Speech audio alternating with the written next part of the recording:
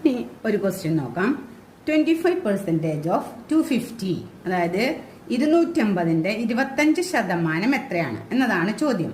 250ന്റെ 25% എത്രയാണ്? തന്നിരിക്കുന്ന നമ്പർ എപ്പോഴും നമ്മൾ 100% എന്നാണ് പറയുന്നത്. 100% ഈക്വൽ ടു എത്രയാണ്? 250. 100% എന്ന് പറയുന്നത് 250 ആണ്. അതായത് തന്നിരിക്കുന്ന നമ്പർ 100% 250 എന്ന് പറയുന്നത് 100%. അപ്പൊ നമുക്ക് 10% കണ്ടൂടെ? അതായത് നമ്മളൊരു 0 ക്യാൻസൽ ചെയ്തപ്പോഴാണ് 10% ആയത്. അപ്പൊ ഇവിടെ നമ്മളൊരു 0 ക്യാൻസൽ ചെയ്ത് നമുക്ക് എന്ത് കിട്ടും? 25. 10% എന്ന് പറയുന്നത് എന്താണ്? 25 ആണ്. അപ്പൊ നമുക്ക് 20% ആണെങ്കിൽ എന്താണ്? 10ന്റെ ഇൻറ്റു 2. 10 ഇൻറ്റു 2 ആണ് എന്ത്? 20. അപ്പൊ നമുക്ക് ഇവിടെ എന്ത് വരും? 25 ഇൻറ്റു 2 50. അപ്പൊ 20% എന്ന് പറയുന്നത് എന്താണ്? 50 ആണ്.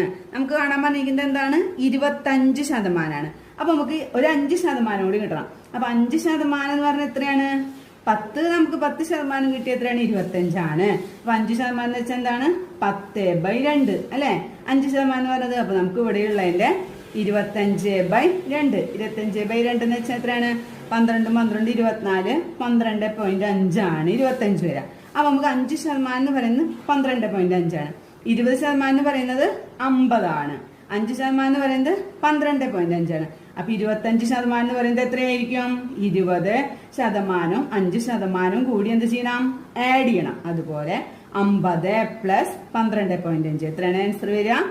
62.5 ആണ്. ഇതാണ് 250ന്റെ 25% എന്ന് പറഞ്ഞാൽ എത്രയാണ്? 62.5.